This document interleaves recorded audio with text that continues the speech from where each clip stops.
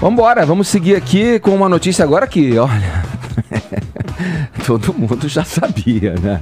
Até eu que vejo só as chamadas. Mentira, às vezes eu vejo um pouquinho, eu tô achando interessante até observar a natureza humana exposta, nua e crua, com esse bando que tá lá na casa do BBB. Mas olha, o Patrick saiu, foi eliminado aí no paredão que aconteceu terça-feira, né? Mais conhecido como ontem. E parece que não foi recorde, Vini. Se não foi recorde... Em números, não. Chegou perto ou não? Não, a gente já teve... 4 pessoas, Edgar. Dividiu bem, né? Diluiu bem. Saiu com 80%. Nós já tivemos eliminados com mais de 90%. Mas só com que aí 4. a gente tem que considerar o quê? Era um paredão quádruplo e que tinha o Watson, que é um dos caras assim mais rejeitados pelo público também. Então você sair com 80% dá uma dimensão do quanto o Patrick causou aí nesses dias, nessas semanas aí no BBB. Inclusive ele já estava dando entrevista agora logo cedo para o Mais Você, viu, Paulinha? E aí não entrou muito no assunto da questão do assédio, até a Globo tem evitado, né? Ontem também, naquele programa que eles fazem depois da edição ao vivo, o assunto não foi muito tocado, né? Até porque eu acho que existe aí uma certa blindagem do próprio participante. Acho que a própria família do Patrick também evitou falar sobre esse assunto, até para acolher um pouco aí o ginasta, né, nessa rejeição que ele sofreu aqui fora da casa, mas o fato é que ele vai ter que lidar com a justiça na próxima sexta-feira. Ele está intimado aí a prestar depoimento por aquele suposto caso de assédio com a Bianca Andrade, né, a Boca Rosa. São os dois que ele vai responder ou só o da Bianca? O da Bianca, e tem também o caso da Flaislane, né? A da menina foi mais incisivo, mais explícito. Exatamente. Então tem esses dois casos. Dentro da casa também, eles não têm muita ideia, né, de que essa é a impressão do Patrick fora da casa. Então acho que, por exemplo, na casa, as pessoas estão achando estranho porque que o Hudson choraram. Então, mas a surpresa, Paulinha, durou pouco. Durou umas 3 horas, mais ou menos. Por que aconteceu, Edgar? Ontem chegaram na casa durante a madrugada, na verdade hoje, né? Na madrugada de hoje, os participantes que estavam na casa de vidro. Quem ganhou? Quem entrou? Ganhou o Daniel, que parece o Salsicha do Scooby-Doo, né? E a Ivy, né, que é Belo Horizonte, conterrânea, que é uma menina muito bonita, tá bem no estereótipo aí das mulheres que acabam entrando no BBB. Enfim, vamos ver se ela mostra mais do que isso também lá dentro da casa. Mas eles receberam muitas informações durante esses dias que eles ficaram lá no shopping no Rio de Janeiro. As pessoas iam lá com cartazes, falavam, não confia no Watson, não confia no Patrick. Não, punha as frases e falava... Uma frase horrorosa, assim, quem disse isso foi tal pessoa, tipo assim, pra você saber quem são as pessoas. E aí, Edgar, o Boninho chegou e ia até a casa de vidro, entrou lá dentro e falou pra eles assim, não absorvam todas essas informações que vocês estão recebendo aqui fora, porque isso pode prejudicar até vocês, pode ter informações que não batem, então joguem o jogo de vocês. Aí o que eles fizeram? Entraram na casa e contaram tudo que estava acontecendo. Não dizia nada. Fizeram ao contrário. Fizeram justamente ao contrário. Não pensaram 5 minutos sobre se deveriam espalhar essa informação. O Daniel, por exemplo, chegou pra Marcela, que foi a menina e que abriu a história do originou Hudson, toda a história do Watson, da história do teste de fidelidade ali dos meninos, e já falou pra ela, eu acredito em você tá certa nessa história. Mas falou pra porque elas já estavam achando que elas estavam erradas pela permanência do Watson, né? Então a meu ver, essa entrada não foi benéfica para o jogo. Foi benéfica pra Manu Gavassi, que soube que o namorado dela aceitou ela em namoro. Então ela ficou super feliz, foi um momentinho fofo da madrugada, tipo, ela saber que ela tá namorando. A gente tem que pensar o seguinte, são mais 3 meses ainda de programa que tem pela frente. Esse tá sendo a grande história do BBB, né? E tem o quê? Tem a incerteza sobre o que está certo, sobre o que está errado, quem é o herói, quem é o vilão. Mas vem cá, a percepção do público aqui de fora é justamente essa graça do BBB. A partir do momento que chegam 2 pessoas lá e contam tudo o que tá acontecendo, eu vi um post. acho que perde um pouco do sentido. Eu vi um post que você fez e a princípio quando eu li o que você escreveu, que é exatamente isso que você está falando, para o ouvinte saber, eu concordei com você. Certo. Mas aí entraram outros elementos aí, que primeiro eu te pergunto, quanto tempo faz que esses casal que entrou estava na casa de vidro? Desde sábado.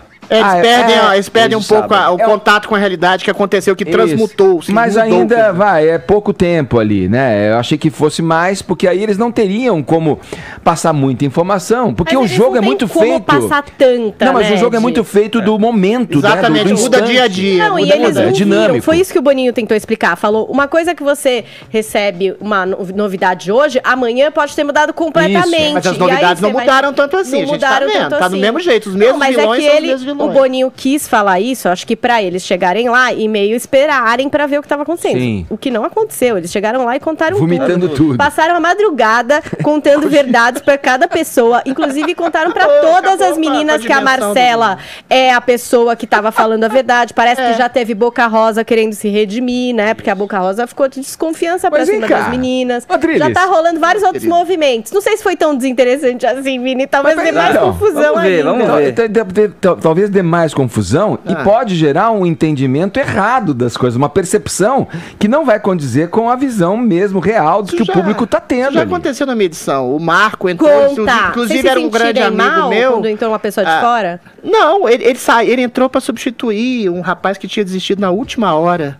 E aí, mas ele viu uma semana de jogo, ou seja, ele tinha informações privilegiadas. O que aconteceu? Ele foi eliminado na terceira semana, porque ele usou de maneira muito ostensiva, aí as pessoas ficaram com receio. Ele usou as informações de maneira ostensiva. Ele acusou a menina que falou que queria queimar um por um, etc. Então, essa é uma estratégia muito perigosa. É mais fácil você reter suas informações, que você gera medo e receio, porque você, de alguma forma, pode estereotipar as pessoas. Mas eu gostaria de fazer uma análise socioantropológica da eliminação do nosso querido Patrick, que tem a ver com ódio, rede social, machismo e cafajestice sexual.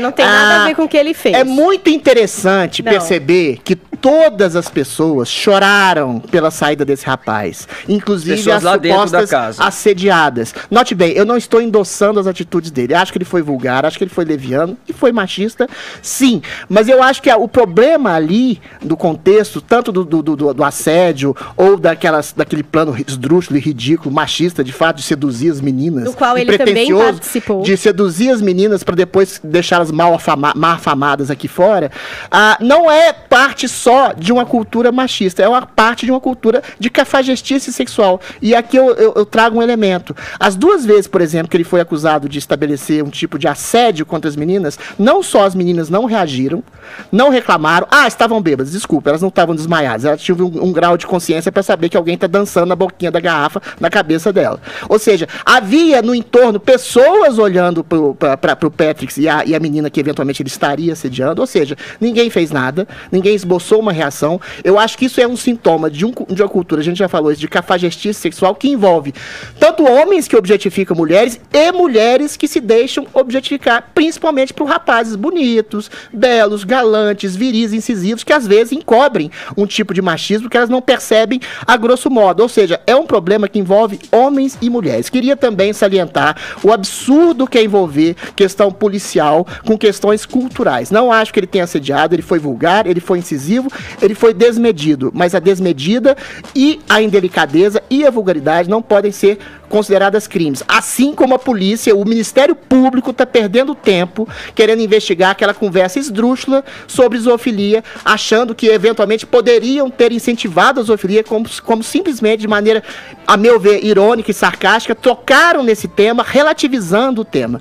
Eu acho muito temerário quando a justiça, a polícia, interfere num reality show para aparecer exagerando, exacerbando suas ações numa questão que é cultural e não necessariamente criminal. E aí, quando a polícia entra sob as ordens da turba do ódio do Twitter, das redes sociais, a gente tem que ficar mais temeroso ainda de um tipo de eventual feminismo progressista que, por exemplo, perdoa as declarações abjetas de um Zé de Abreu que falou coisas absurdas sobre Regina Duarte e ninguém fala nada, mas fica preocupado. Eu não acho que ninguém falou nada. Ninguém quase praticamente falou nada, mas fica preocupado com alguém falando de zoofilia no BBB. Não, eu acho isso a questão da zoofilia você falou no Ministério Público, a questão das feministas, ontem o próprio Zé de Abreu estava batendo boca com a Clara Verbuck, que é uma feminista que é super ativa, que fala pra caramba, foi exceção, que é autora. Né, Paula? Foi exceção. Ué, mas ela é uma feminista. Quando você fala que nenhuma, que ninguém, é mentira. Pois mas há uma turma querendo crucificar o Patrick. E você acha que eu sou feminista? O Zé de Abreu também. É uma só. Enfim. Ué, o Zé de Abreu a gente não criticou aqui? Eu não critiquei aqui. Eu tô falando de várias outras pessoas também. Eu tô falando de Manada, Paulinha. Manada fala que o Patrick é um assediador machista. O rapaz vai sair com a fama péssima. A Manada tá mais interessada no Big Brother, vai sair com a fama péssima. Poderia estar mais interessada em outras conversas. É endossado pela maioria das feministas. Gente, o Big Brother é o assunto mais falado do Brasil. O Zé de Abreu também. Não é o Brasil inteiro que tá dentro do Twitter. O Zé de Abreu é trending topics. Que feminismo é esse que passa a mão na cabeça de um machista como o Zé de Abreu e massacra o Patrick, que é endossado pelas próprias moças que ele diz ia ter dado problema também. Vamos ouvir um de cada vez, Adri? Você fala em cima, não dá pra gente entender. O Zé de Abreu tá fazendo comentários horrorosos usando o Twitter dele. Não é o Brasil inteiro que está no Twitter dele. Não é, gente. O Big Brother é um programa que está na TV aberta. Pode me olhar com essa cara, Adriles. É isso. Se você só tivesse no Twitter, amor, você não ia ter talvez os mesmos seguidores. Claro que não. Não tá todo mundo no Twitter. Mas ele não tem ataque Não está todo mundo lá. O Big Brother é um programa na TV aberta, rede nacional, que todo mundo vê e tá todo mundo comentando. O Zé de Abreu tá fazendo os comentários dele no Twitter. Quando a gente comenta aqui no Morning Show, a gente tem a oportunidade de criticá-lo, como a gente já teve. Ontem, em especial, a gente não falou, por exemplo, do Zé de Abreu. Se tivesse falado, eu iria criticá-lo também, porque ele já passou dos limites com a Regina Duarte. Ontem, ele coloca coisas que não precisa, o jeito que ele coloca é muito grosseiro, ele já cuspiu numa de hegemonia, pessoa. Paula. Escute, Adriles, quando ele cuspiu na mulher, ele foi homenageado no dia seguinte no Fantástico. Homenageado por quem? Não sei. O Fantástico é o que? É o feminismo dos clubes? Eu lembro direitinho, essa coisa me deixou abismado. Escuta uma coisa. Ou seja, ele tem um enfoque da mídia. O Patrick é um cara que está no Big Brother Brasil na TV aberta. O Zé de Abreu tá na hora emissora da televisão. Não, ele tá fora do ar, comentando no Twitter e sendo grosseiro. Se a gente tiver a oportunidade de falar aqui sobre ele, eu vou falar que ele é grosseiro. Se a gente não tá falando sobre ele, tá falando sobre o Patrick, eu vou falar que eu acho que o que o Patrick fez foi horroroso. Falar sobre um não exclui falar sobre o outro. Eu acho que muitas mulheres feministas, muito mais feministas que eu e que estão sendo muito vocais a respeito disso, falaram sobre o que falou o Zé de Abreu ontem. Muito poucas. Poucas na sua conta, porque você aqui queria citar nenhuma. Eu pelo menos te citei duas. Eu tô citando e a Clara. O Twitter inteiro. Eu quero dizer o seguinte, Edgar, além dos casos de assédio aí, o Patrick, ele teve essa rejeição porque ele também foi um extremo manipulador, uma pessoa extremamente arrogante dentro da casa e dissimulado, porque participou de todos esses jogos aí também de sedução e fingiu que não era com ele. Mentiroso de BBB, elas não sabem. A hora que elas verem essas imagens dele combinando, dele na banheira combinando, ele compactuando com o Hudson e depois fingindo amizade, você vai ver, elas vão chorar de raiva Falciano. de terem ficado. Falciane. Agora, só uma manipulador burro, que mostra a sua manipulação, né? Impressionante. O problema do BBB não são as pessoas vulgares, são as pessoas burras que mostram a manipulação de maneira explícita. Quem é eu fui bonzinho no BBB, ninguém sabe que eu sou um vilão. E outra coisa, o Zé de Abreu, a questão do Domingão do Faustão, só pra gente deixar claro aqui, o Zé de Abreu, ele tava marcado há um tempo já no fosse desmarcado, programa, Vini, entendeu? Sinto muito. Então no dia seguinte, não tem relação com o episódio do cuspe, ele ter sido chamado. Pois é, eu lembro. Disso. Pois é, no dia seguinte ele foi lá no Domingão do Faustão, que fosse desmarcado. Se fosse outro alinhado a outro tipo de política, outro tipo de ideologia, Faustão, com certeza seria cancelado. Foi vergonhoso a Globo chamar o Zé de Abreu pro Fantástico, pro Domingão do Faustão, depois ele ter escarrado na cara de uma mulher. A gente tem que ir pro intervalo, mas queria só registrar o seguinte, não dá pra gente abafar o descontentamento e o desconforto das mulheres, seja qual for a mulher que se sente assediada e que se sente agredida, inclusive por uma ação machista, masculina. Agora, eu não acho que a polícia quereria aparecer em função de um caso exposto como esse. Certeza. Embora tudo que aconteça na casa ali é potencializado ao extremo. Agora, eu acho que a polícia reflete uma demanda nova, talvez, na sociedade, ódio, de um incômodo que as mulheres estão verbalizando e vocalizando, como a Paulinha falou, agora mais do que nunca. Mas as mulheres lá dentro não verbalizaram, e a gente tem que desculpa, mas a gente tem que se adaptar a esses tempos. Eu não quero me adaptar a uma política de ódio de perseguição. Nós vivemos a esse tempo. Não, mas nós temos que nos adaptar a novos padrões de abordagem, a novos padrões de tratamento. É isso que tem que ser entendido. Mas essas novas normas de padrões, será que não é uma asepsia da natureza humana? Então, é que você coloca sempre na conta do adversário querendo oprimir e dirigir os seus passos. Mas quem é o adversário? E não As mulheres que foram eventualmente, supostamente assediadas, estavam chorando pela eliminação. Porque não perceberam, A menina sabe que o rapaz tocou no seio, a menina sabe que o rapaz dançou na cabeça dela. Se ele foi vulgar, ela aceitou. Ela sabe que ele estava malcomunado com o outro, que elas execram é outra coisa. Pra fazer mas aí é mau caratismo, aí não é assédio sexual. É essa a diferença. Mas a questão dele envolve tudo isso. Paula, mas esses assim, 88% se você toca numa mulher de maneira inadvertida e ela gosta, deixa de ser assédio. Sinto muito. Você acha que elas gostaram? Elas não reagiram e estavam chorando pela ausência dele ontem. Porque não sabem que ele malcomunou contra elas. E estava usando disso pra desqualificar. Bom, eu preciso ir pro intervalo. Só uma coisinha rápida aqui. Rapidinho, Adriano, você não entendeu. Se o Patrick concorda com o Hudson que eles têm que fazer as meninas comprometidas passarem da linha pra serem desqualificadas fora da casa, o que ele fez com a Bianca, que é uma menina comprometida? Além de assediar ela, no caso, se chegar a essa conclusão, quando chacoalha uma menina pondo a mão no peito. O que ele fez? Ele estava querendo desqualificar ela fora da casa. Ele não estava querendo ser brother dela. E é isso que ela não pegou. Eu não estou contestando o mau caratismo dele, estou contestando a polícia, o envolvimento da polícia. Vamos lá.